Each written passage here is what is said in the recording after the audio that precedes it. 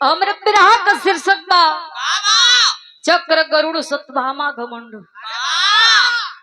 विरह मात्र 15 से 20 मिनट के बाद विरह से आप लोगों के सीख मिली। मास्टर 4 लाइन भूमिका के अंदर कवि जी संकेत करते हैं क्या?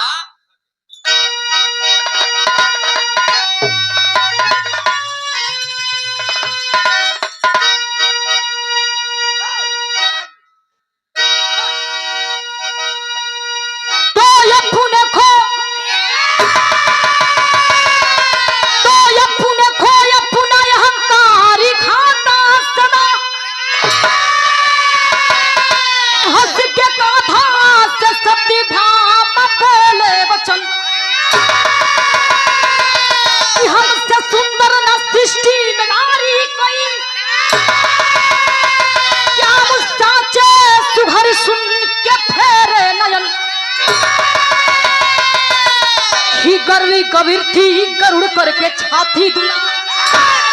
हमको न पाएगा धरती गगन। चक्र कहने लगे कोई न हमसे बली अभी महेंद्री कलम हरी की कहती चोरनी बा।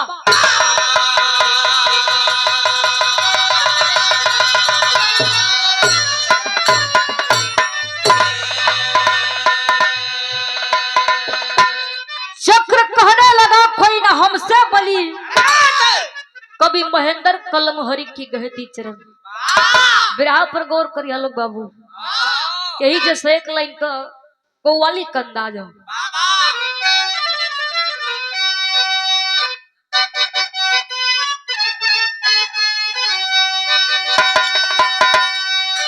अरे खिसुना है मायने खाने का कि सुना है मैंने माया खाने का अरे कि नाम बदलने वाला है। अरे कि सुना है मैंने माया खाने का अरे कि नाम बदलने वाला है। तो खोली के बोतल रख दे सामने जाम बदलने वाला है। खोली के बोतल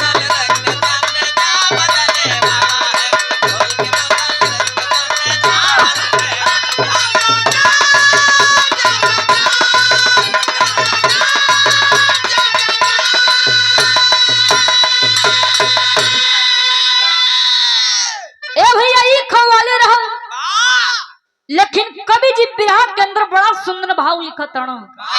का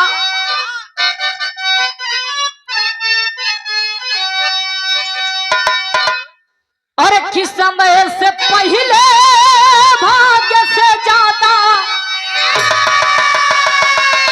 और किस समय से पहले भाग्य से ज्यादा और कि कुछ ना मिटने वाला है। और किस समय से पहले भाग्य से ज्यादा अरे कि कुछ ना मिटने वाला है। तो अहंकार है शिष्य के अंदर एक दिन टूटने वाला है।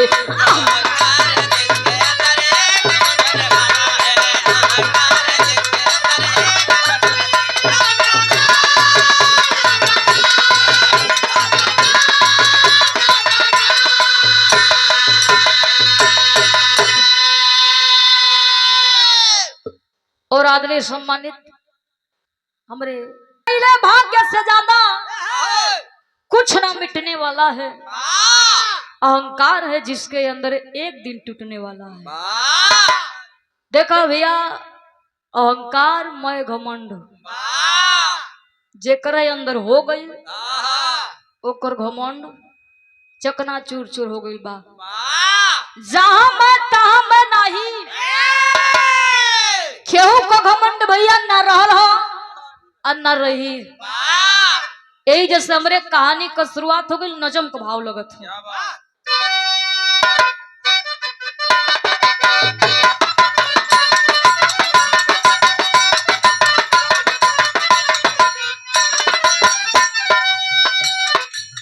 करम से रंभो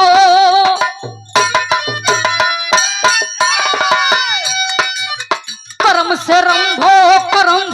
विनाश हुआ, कर्म से रावण का परिवार पूरा नाश हुआ।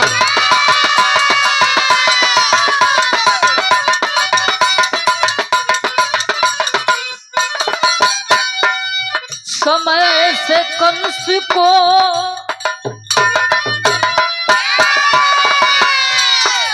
समय से कंस को जब कृष्ण जी सहोरी है, समय से कंस को जब कृष्ण जी सहोरी है, समय सुल्तान को चौहान बान मोरी है।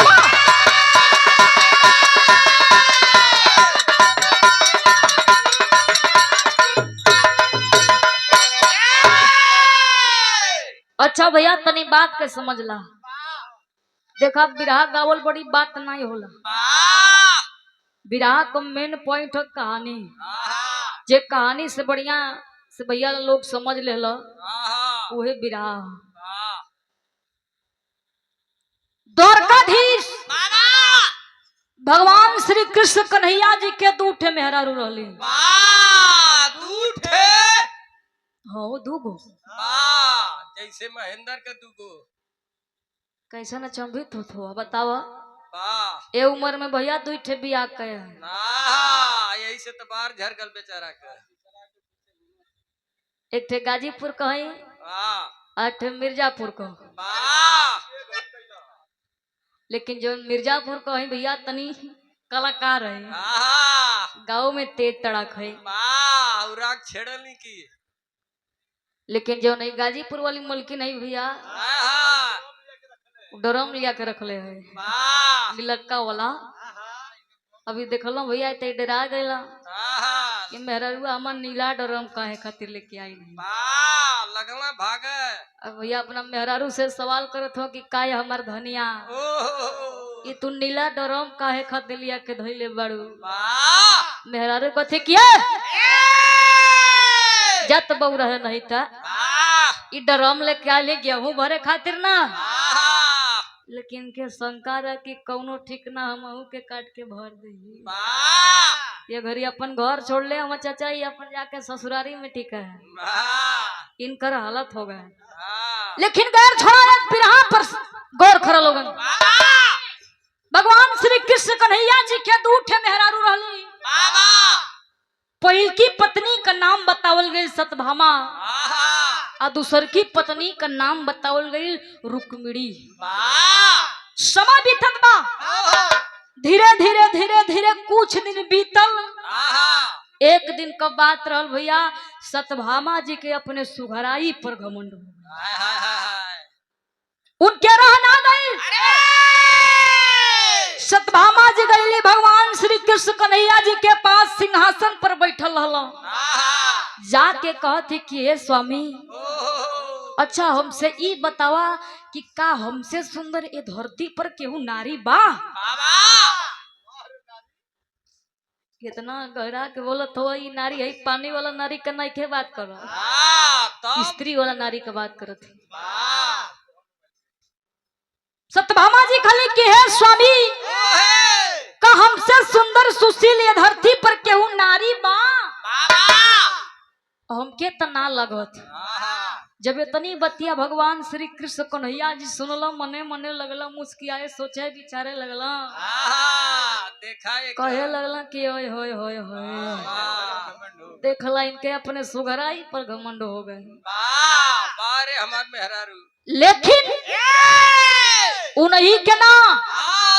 और के घमंड भई। विरहा में एक गीत हो,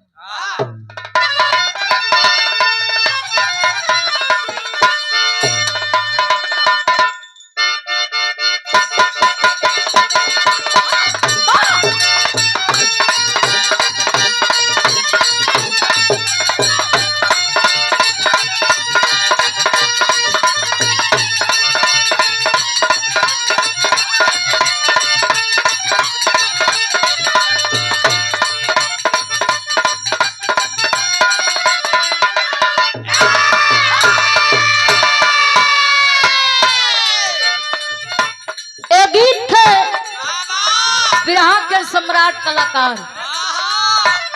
फिल्म अभिनेता, पूर्व राज्य मंत्री आदरणीय श्री माननीय हमारे विजय लाल यादव गुरु जी तरज के कैसेट में बड़ा निमन से लहा के गाए ना। कैसे गौले हो?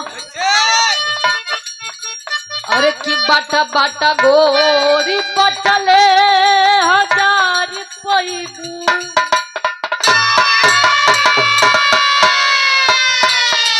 बाटा बाटा गोरी पटले हजार पैबू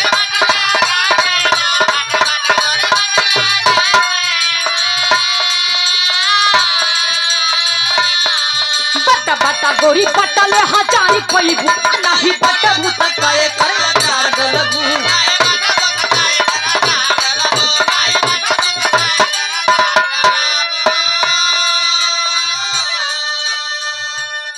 और आदमी समय घमंड भइल के रहे कि गुरु भगवान से बतिया बतावे लगले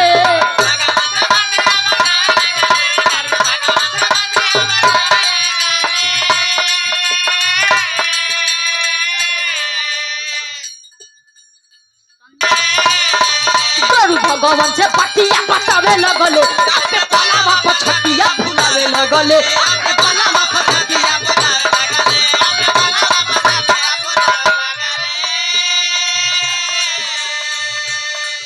ए भैया ओ समय गरुड़ जी के भी ना रह गई चोच वाला जब रहला पैसा लेला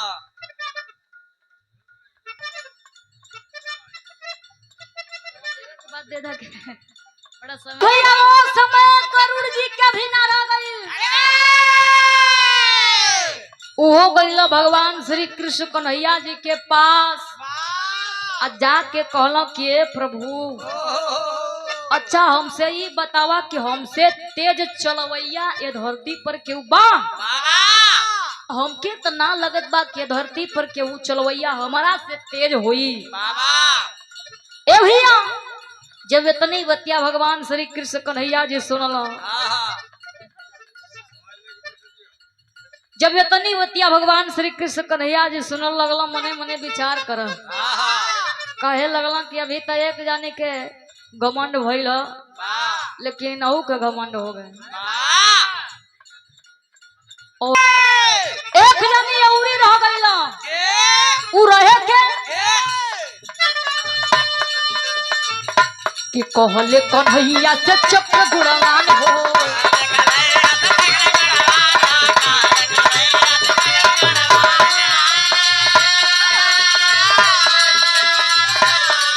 अरे केहू नहीं हमारा से बात बलवान हो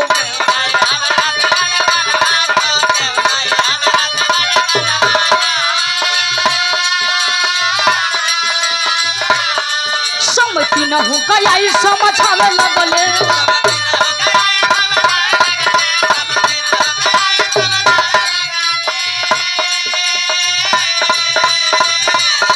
समझी न हो गया समझावे लगले बुलावे लगले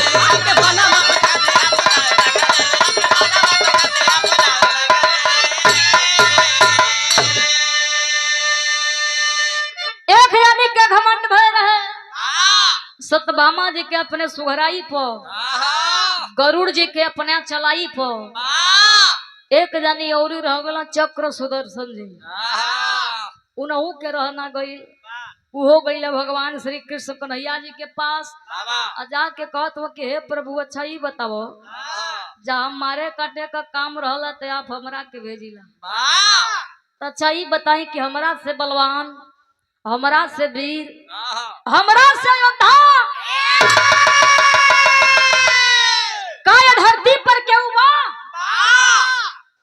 लगला मने मने मुस्की आए सोचे लगला कहे लगला कि देखा एक का संगवा तीनों जाने के घमंड हो आई तीनों के जे तीनों रहला हो भगवान श्री कृष्ण कन्हैया जी के पास उनके घमंड भइलो थोड़ी ना ए भैया समय बीते लगल भगवान श्री कृष्ण कन्हैया जी अपने दिमागी का इस्तेमाल करे लगला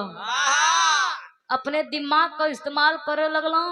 गरुड़ जी से एक बात कहला कहला का बिरहा में एक गीत लगो तो ज्यादा सुरती मत बनाओ क्या बात पहली रोज तो भइली हो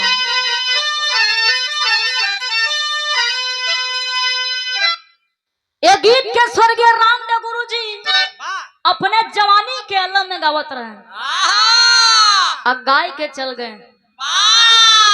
तो तोहू गवाया गा के चला कहा घरे हम जानी कहीं और के भेजे के बात करत हो हाँ। कैसे गवाए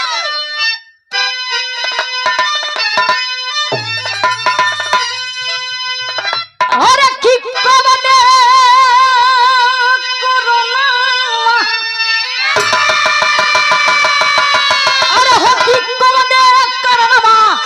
अरे की सहार भागे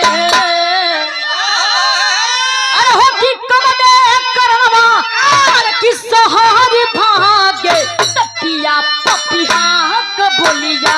जहर लागे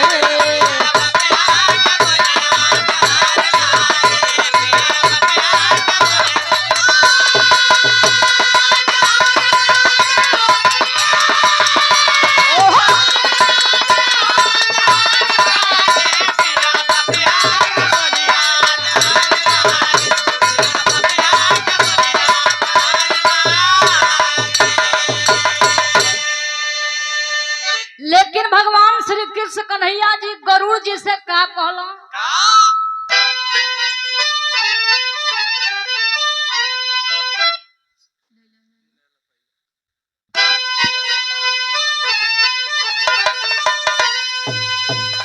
अरे की गरुड़ जी से कान्हा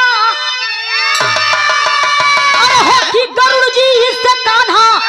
अरे की कह न लागे तके दली पनावा हाथ कॉपी के ले आव जाके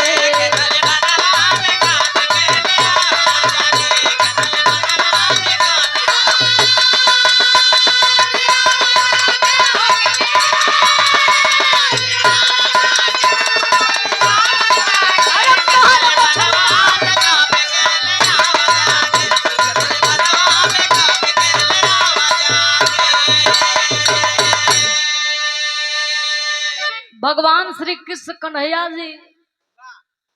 गरुड़ जी से थे बात कहलो चल जा कहलो के थे तक काम करो केदली वन में चल जा और वही जो तो के कॉपी नाम के थे बंदर हुई हो आ जाए के उनकरा से कह दिया कि तो के द्वारकाधीश भगवान श्री कृष्ण कन्हैया जी बुलावत हो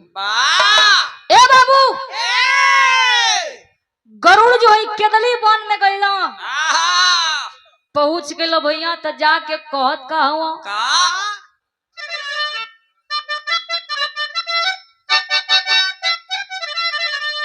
कि कहे गरुड़ कफी से कृष्ण जी बोलोले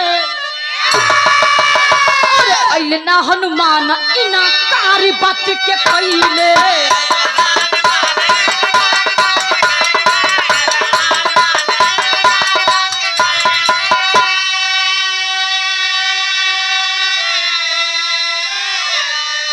अरे की राम तेता कतो के अरे की जोहान लात के दली पनावा से पीने के लबा जाते दली पनावा से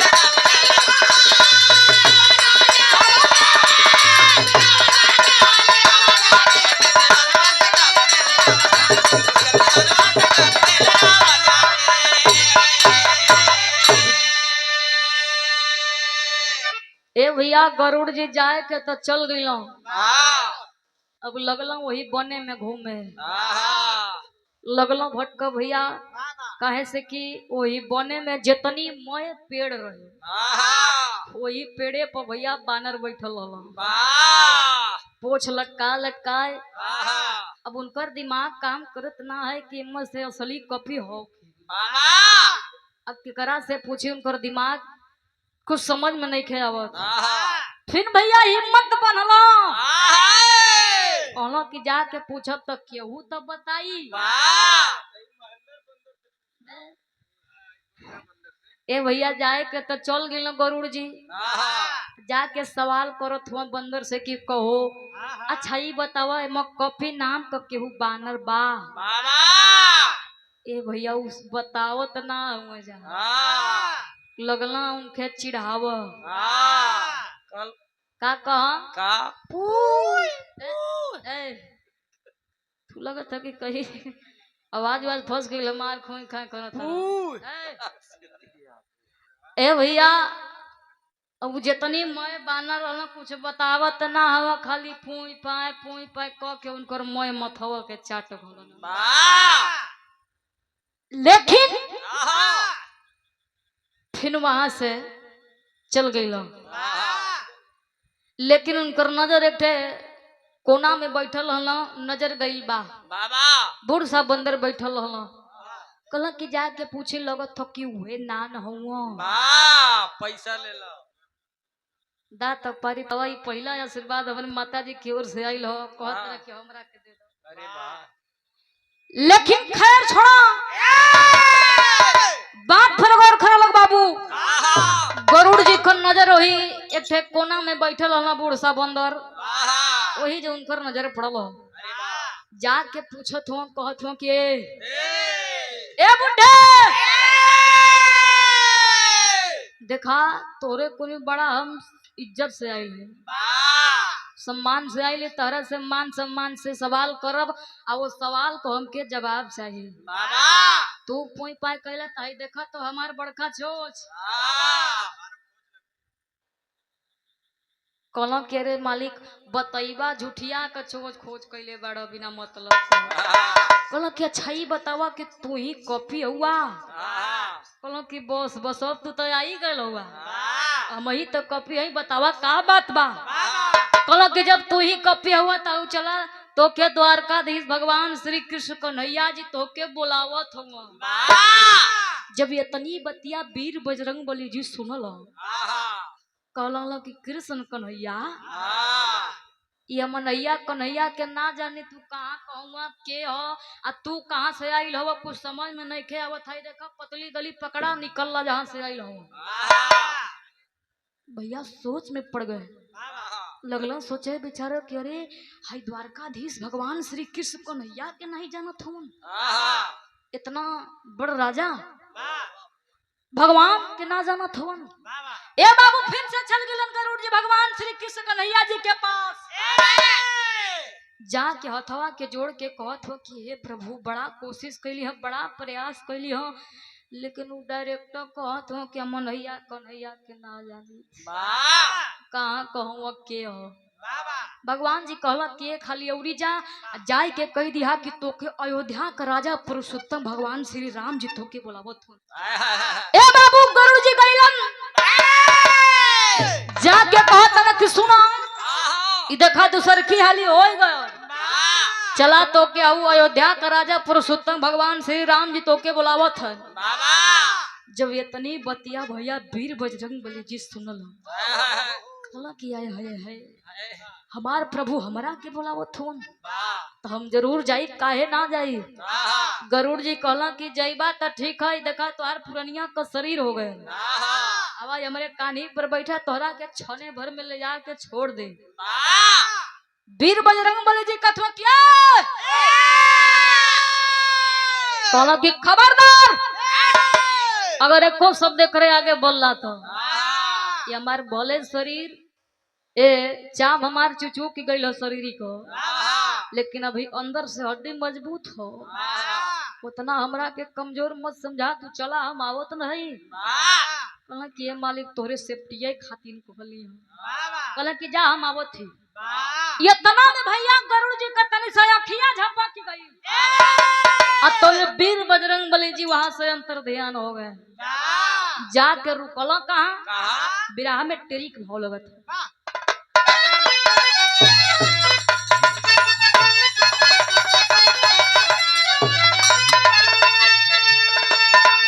और की कपिराई जा दुआरी पर खड़े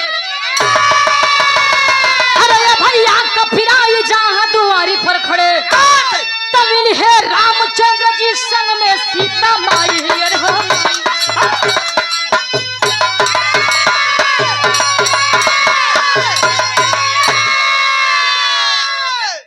मिले रामचंद्र जी संग में सीता माई कपिराई जा दुआरी पर खड़े ए भैया गरुड़ ए भैया वीर बजरंग बली जी जाए के तो चल गए लेकिन वो समय बिरहा श्रोता सुनवैया भैया लोग बिरहा पर गौर कर लोग जेके चक्र सुदर्शन जी के अपने बले पर घमंड रहल वो समय भगवान श्री कृष्ण कन्हैया जी मेन गेट के सामने उनके बैठा के पहरेदार बनवे रहल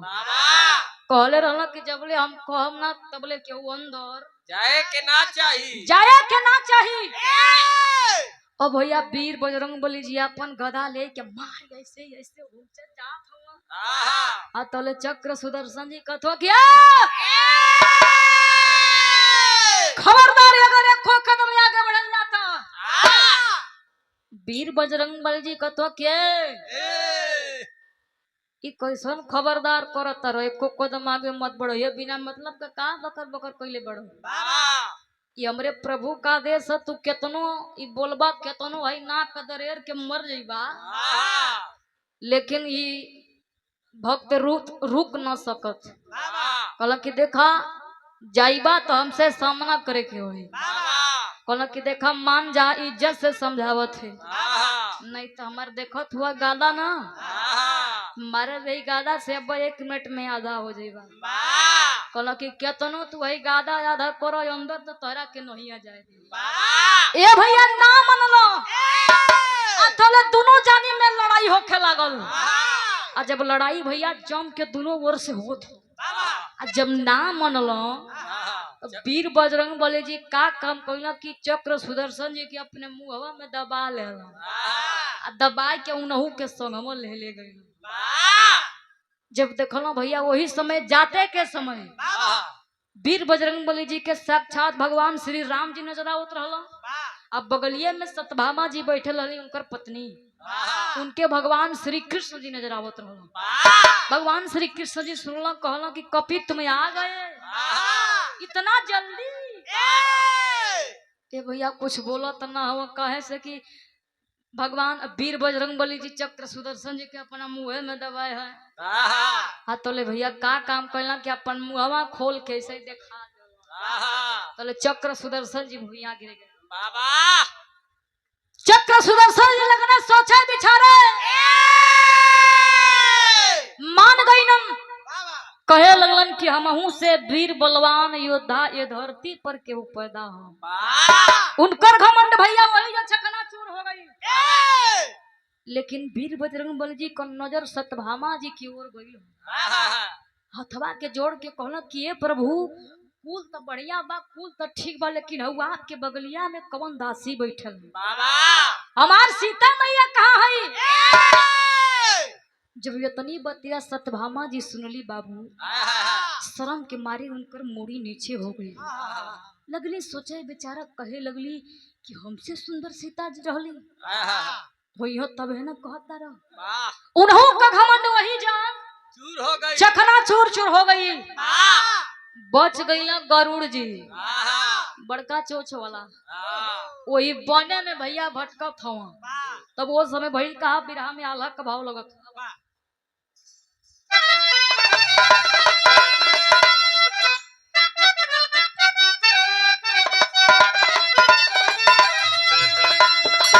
और कि केहू के घमंड नाही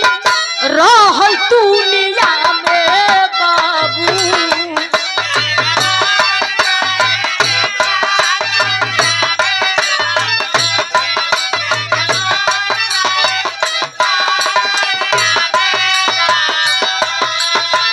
गरुड़ देखे पहिले से हाजिर हनुमान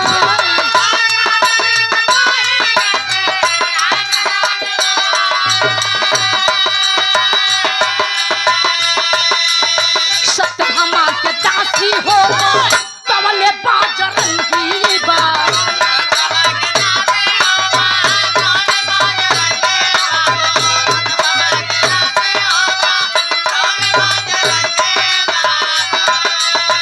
तीनों का घमंड चूरा कैले भगवान बा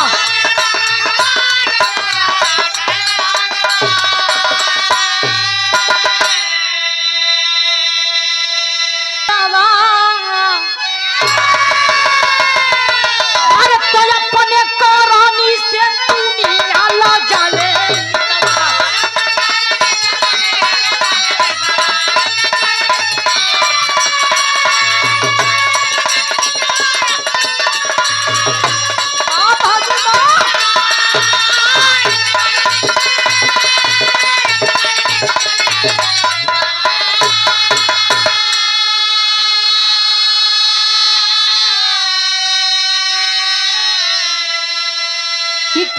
के घमंड नहीं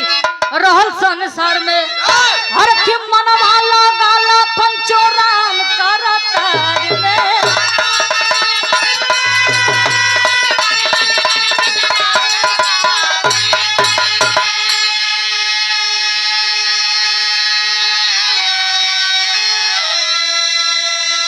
अरे की कीर्ति कर्म के जुग जुग गवाले नितवा अरे तय अपने करनी से दुनिया न जाने नितवा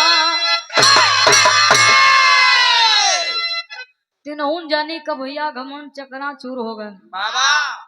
यही से भैया कबो कौना चीज पर केहू के घमंड ना करे के चाहिए ना करे के चाहिए। देखा भैया 4 दिन का जिंदगी है आहा,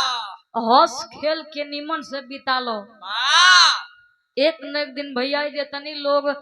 महल अटारी धन दौलत रुपया पैसा पर घमंड करला आहा, एक न एक दिन सारा सब कुछ छोड़ के दुनिया से चल जाएगी। वाह, इस सच्चाई ना अरे,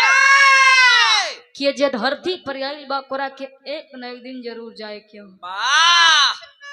विराह समाप्त हो गई भैया गुरु घराना का परिचय हो। क्या बात।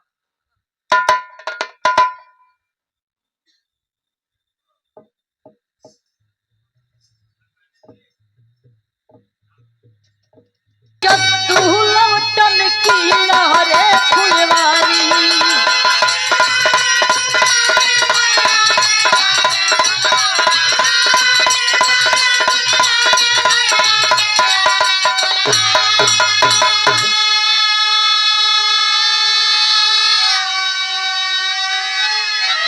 अरे कि स्वर्ग में से श्री नारायण रामधार की तैयारी